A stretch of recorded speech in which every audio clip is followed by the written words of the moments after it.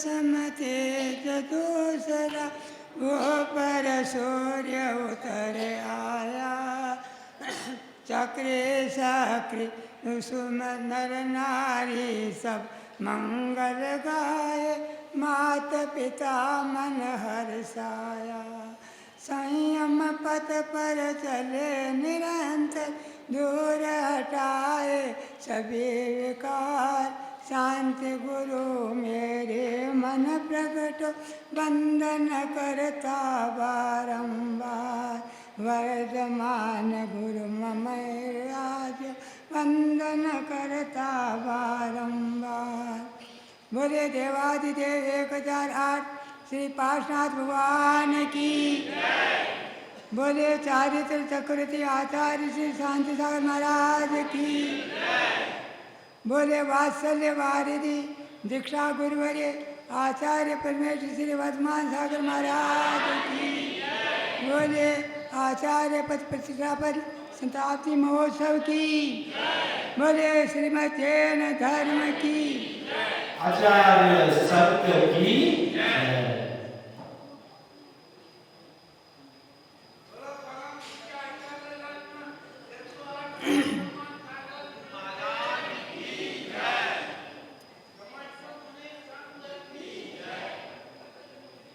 एक समय एक छोटा बालक 3 वर्ष का कभी पहले बीमार नहीं हुआ, लेकिन अचानक क्या कोप लगा, क्या हुआ कि उनके जो खून की सोच होने लगा। ये स्थिति बन गई कि बचना मुश्किल हो गया। जितनी दवाएं थी सब करा दी, फिर भी कोई उपचार नहीं हो रहा था। कोई अचानक ही सवेरे सवेरे एक बुढ़िया आई और नौकरानी को बुला कर के कहती है कि ये इस बच्चे को एक पुड़िया उसको दी दवा की, और ये पुड़िया उसको बच्चे को खिला देना, बच्चा ठीक हो जाएगा। वो से नौकरानी ने कहा कि मैं मालिकन को बुला लेती हूँ, उनको दे देना। बोले नहीं, कोई आवश्यकता नहीं है, आप इसको खिला देना। अब ऐसे कैसे विश्वास किया जाए कि दवा सही है ना गलत है। फिर भी वो एक कहावत है कि मरता क्या नहीं करता, मरता क्या नहीं करता। जब देखे कि सारे उपचार फेल हो चुके, कुछ भी नहीं हो, तो यह भी दवा दे देता हूँ। तो उसकी माँ ने उस बच्चे को वो दवा खिलाई, और खिलाते ही उसकी टटिया में बंद हो गई, और इसके बाद में उसकी एकदम वापिस स्थिति बन गई। उसके पिता ने देखा कि जिसने इसका उपकार किया है उसका कुछ मुझे करना भी चाहिए, इसको पारितोषिक भी देना चाहिए। उस बुढ़िया को आसपास के गाँव में, अपने गांव में सब जगह खोज लिया, लेकिन कहीं नहीं मिली। तो भैया जिसके पुण्य का योग है, जो पुण्यशाली पुरुष है, उनके देवता भी रक्षा करते हैं। वो देवी आकर के कोई अपना रूप परिवर्तन करके बुढ़िया का रूप बना करके उस बच्चा को दवा दे गई। वही बच्चा, उसने देखा कि बच्चा आगे होनहार होने वाला है, इससे धर्म की बहुत प्रभावना होने वाली है, तो देवों ने भी उसकी रक्षा की। जब कहते हैं कि जब जब धर्म की हानि होती है देश में, जब जब धर्म की हानि होती है देश में, तब कोई न कोई आता है साधु वेश में, तब कोई न कोई जन्म लेता है साधु वेश में। देखिए, जिस समय धर्म की हानि हुई, बौद्ध धर्म का ज़्यादा महत्व था। अक्कलंग देव ने जन्म लिया और बौद्धों से साझार करके जैन धर्म के प्रभाव ने की। मानचुंग आचार्य को बेड़ियों में बंद कर दिया, और जब देखा कि धर्म की हानि हो रही है, बेड़ियाँ तोड़ करके बाहर निकल गए। वादिराज मुनि को कुछ रोग हो गया और जरा सा बताया कि धर्म की हानि हो रही है, मुनि निंदा हो रही है। उन्होंने उनके धर्म के प्रभाव से कुछ रोग दूर हो गया और धर्म के प्रभाव नहीं। उसी प्रकार जब देखा कि इस भारत देश में भरत क्षेत्र में 21 कल्कि और 21 अर्धकल्कि जन्म लेते हैं। कल्कि के टाइम पे धर्म का ह्रास होता है और अर्धकल्कि के टाइम पे धर्म वापस बढ़ता है। तो आज के 200 वर्ष पहले मुनि धर्म बिल्कुल ही था ही नहीं, देखना कोई नहीं था, कोई दर्शन ही नहीं होते थे। ऐसी अवस्था में एक बालक ने जन्म लिया, वही जा कर के मुनि धर्म के प्रभाव ने की और उसी के कारण आज यत्र तत्र सर्वत्र आपको मुनि आर्य का आदि पीछेधारी मिलते हैं। उस समय यदि कोई पीछेधारी तो बहुत दूर की बात है, कोई सात्विक प्रतिमाधारी भी गांव में आ जाता, कोई ब्रह्मचारी भी बढ़िया गांव में आ जाता, तो लोग उसको भी इतना हर्ष होता था लोगों का, जैसे कोई चतुर्थ काल में रिद्धिधारी मुनि के दर्शन होने से होता था। तो भैया ऐसे काल में हमारे जो शांति सागर महाराज ने जो बनाया वो हुआ। देखिए इनका बचपन से ही बल था, अपार बल था। बोलते हैं कि 6-7 आदमियों को ऐसे गिरा देते थे, जो मतलब कहते हैं कि दया भाव से जिसने गर्मियों के दिन में बैलों को हटा करके स्वयं में मोट खींच ली, उनकी बल की क्या पार कहोगे, अपार बल था उनका। तो जब और उनकी बचपन से ही निष्क्रिय वृत्ति थी, वो गृहस्थी में अपना बिल्कुल भी उनका ध्यान नहीं था। उनकी सदा के लिए यही भावना रहती थी कि कब मैं मुनि बनूं। अखंड बाल ब्रह्मचारी थे। हालांकि 6 वर्ष की लड़की से 9 वर्ष की अवस्था में उनकी शादी हुई थी, ये बात सही है, इसमें कोई दो राय नहीं है। लेकिन उस समय शादी का इतना दायित्व है। और जब 18 वर्ष की अवस्था हुई और उनसे प्रस्ताव आया सामने कि शादी के लिए, तो उन्होंने साफ इनकार कर दिया। ज़्यादा ऊपर प्रेशर डाला गया, ज़्यादा उनसे कहा गया, तो उन्होंने एक ही बात कही कि भैया यदि मेरे पर ज़्यादा प्रेशर डालोगे तो मैं मुनि बन जाऊंगा, मैं घर छोड़ के चले जाऊंगा। घर को भी चिंता हो गई कि ये इसकी निष्प्रिय वृत्ति तो है ही, ये कभी भी घर छोड़ के जा सकता है। तो माँ बाप ने उसको घर में रखने के लिए एक व्यवस्था बनाई, एक रूप बनाया कि जब तक हमारी समाधि नहीं हो, जब तक हम जीवित हैं, तब तक आप घर छोड़ के मत जाना। वो पितृ भक्त थे, माता पिता की आज्ञा का पालन करने वाले थे। ऐसे नहीं कि आजकल के बच्चों के जैसे कि माँ बाप को छोड़ दिया वृद्धाश्रम में और आप आराम कर रहे हैं, वो ऐसे नहीं थे।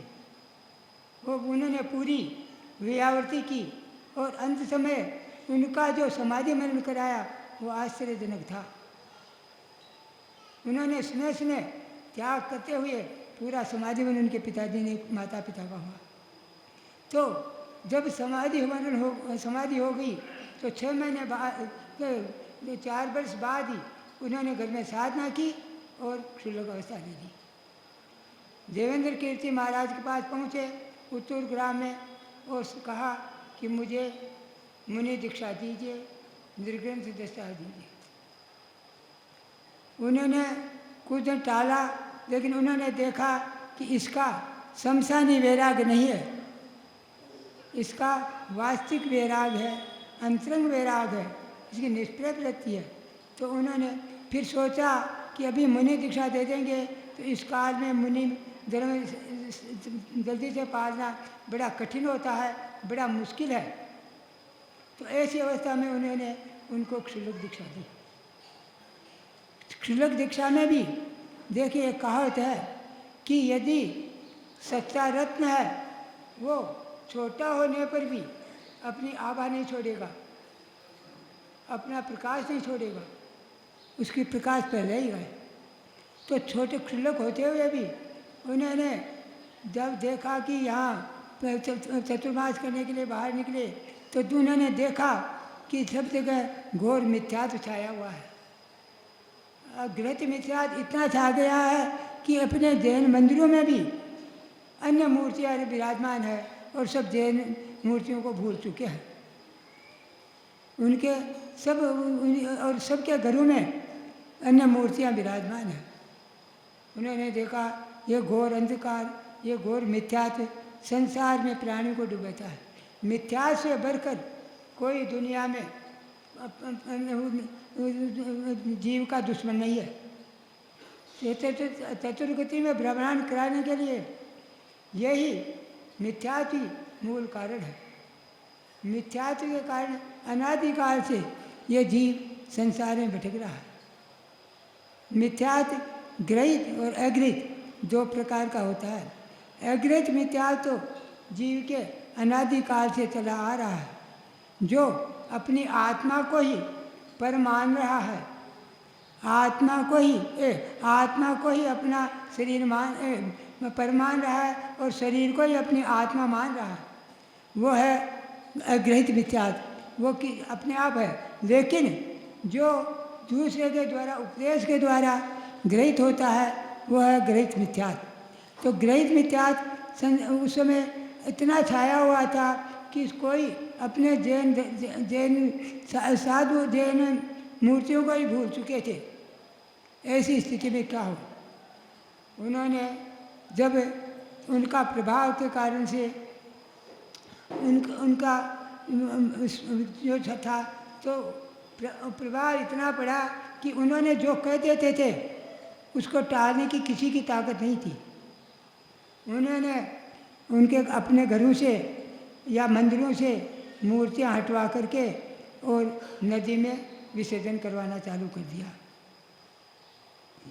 वहाँ का राजा बोलता है कि ये ऐसे साधु किसी को कोई तकलीफ नहीं देते हैं, ये मूर्तियों को क्यों उठा करके फेंक रहे हैं, ये मूर्तियों को क्यों वहाँ पर भेज रहे हैं। बात समझ में नहीं आई। राजा आया और उनसे निवेदन किया कि महाराज ये आप क्या कर रहे हैं।